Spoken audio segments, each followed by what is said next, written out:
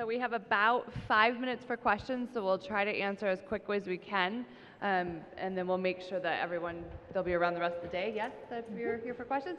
So thank you so much for this conversation too, and as Dr. Glassberg said, hopefully you can discern the gobbledygook from the truth and actual medicine from trusted resources. Quick housekeeping notes, your lunch will be right outside, and then we'll be starting again at 1:15, and the next session in this room is approved therapies for IPF and diagnostics in the treatment of comorbidities in ILD. Okay, so we'll take a first question. I've seen your hand up since I got up here. Thank you very much. This was all wonderful and very important topic for sure. And Dr. Glassberg, I heard you speak twice this weekend, and we promise you that we understand that it's only 9 patients and it's a dream.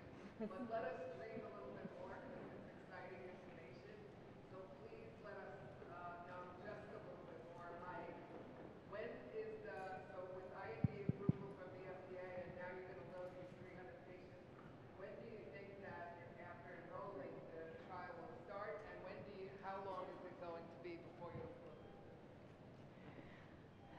So it's all about money right now. So we've got a lot of experience doing those 9 patients. We have all of what's called the clinical review organizations and all the data monitoring safety board, and we have a wonderful crew of my colleagues that have been involved in this. I don't do this alone. There are a lot of people to give credit to. But the problem now is raising the funds. We have spoken to the NIH. They are interested. We've spoken to some philanthropy. Ether, the first trial, was funded completely by philanthropy. A lot of this kind of work is really dependent on grateful patients and people who watch the internet for the good things, not the bad, and see what's being performed. We have a pre-screening log going on now. What's my dream? My dream is launch in 6 months. My reality is probably, if I go through standard funding ways, it would take us 2 years.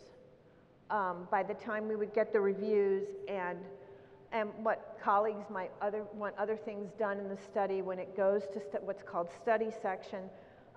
So I think we're going to try to come up with some kind of hybrid here, because we know you, the patients, as well as the fellow physicians, want this done. Everything's in place to do it, but we have to have the funds to do it right. Because remember, what has to be collected along the way are all those CT scans, all those biomarkers, all those things that when you're in other clinical trials get collected. This has to be done too, so that we'll have the ability to analyze effect, right? It's not just about coming in, giving the cells, and even 3 dosages across the year. It's a 52-week study. Patients are treated every 4 months. It's much more than that. And as I mentioned several times, it has to be done robustly and correctly. And I don't think there's any shortcuts to that. So I'm hoping we can shortcut the 2 years because we will get support for that. But I also have to tell you that it's very important to get the government support, to get the NIH support, to get the support of our peers, because that gives you the credibility and gives you the trust that it's been done correctly.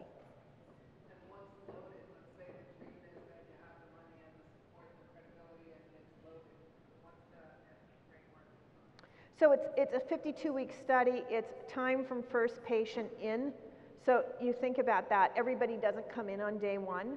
So they'll come in staggered, and then they'll get treated every 4 months. So the more rapidly we enroll it, which is why we have the 20 sites, the more rapidly we enroll it, we have the ability to ship the cells, we've made the bank, we've done all the nuts and bolts, then it could be fairly rapidly enrolled. I mean, you just sort of think how many patients you need at each site, and with my investigators, I mean, everybody's devoted to doing it. We could do it probably fairly quickly.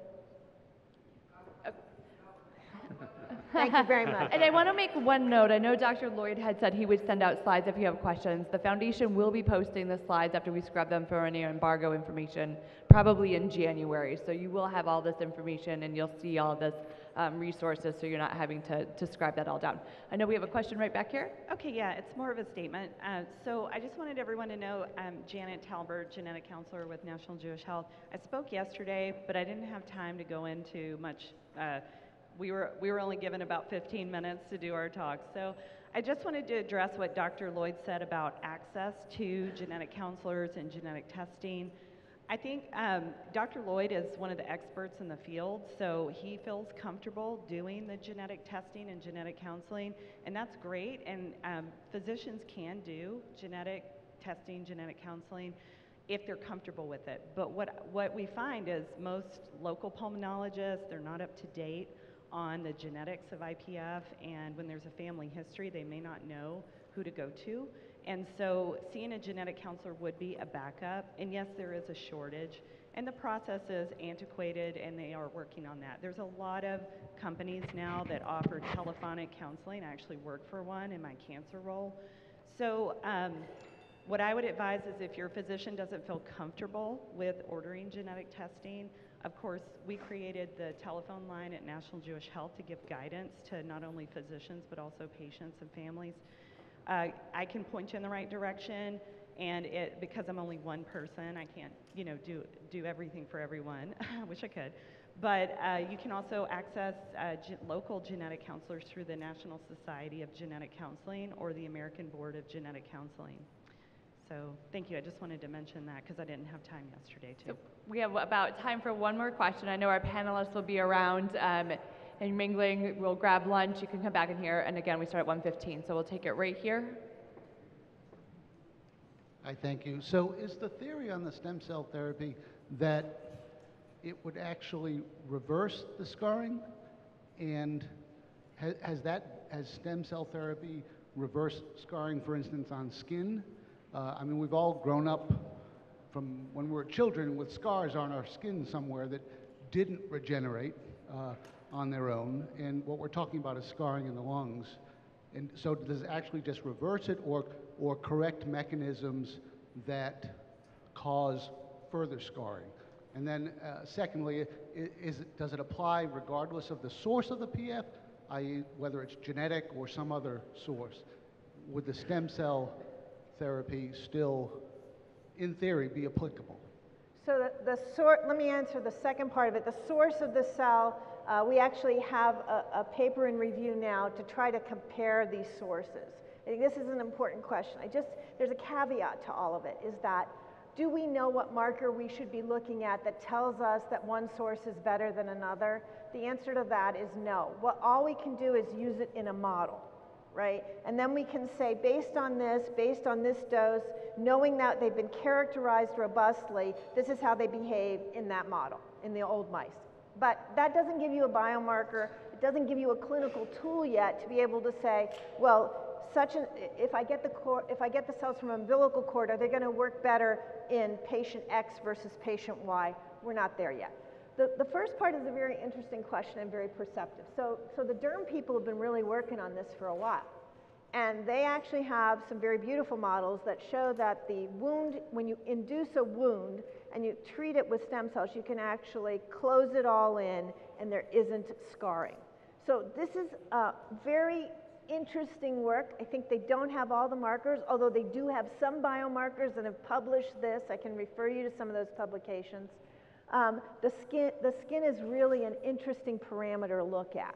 What do we think happens in these lungs? Right now, what we know is that there's we see less disease. We are working in this model to try to do what are called fate mapping, so that you can look over time what might be happening and track the cell, track where the cell is going, track the contents. These are really difficult studies to do. And so I don't think we have an answer. You want to know what my dream is? Okay, you know what my dream is. My dream is that it fixes everything. But I'm not there yet.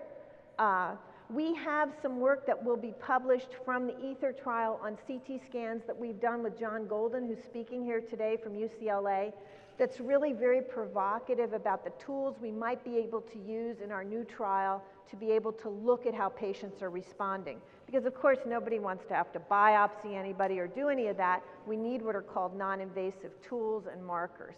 So in short answer to your question, keep dreaming. I don't have an answer. And I think that what I would just add to that is that we don't know yet, and that's why the research is so important, because, so I'll just take you back now, 15, 20 years when they started using this as a potential therapy in cardiac disease. And everybody thought they knew how it was working, and the more they did the studies, the more they realized they had no idea how it was working. So we don't know the answer, but we would like to find out the answer. It's true. They don't know in cardiac disease still. They're still doing single-dose trials. Sounds like we have a lot of work to do. Yeah. Well, thank you so much again to Dr. Loyd, Dr. Danoff, and Dr. Glassberg. Appreciate all the information.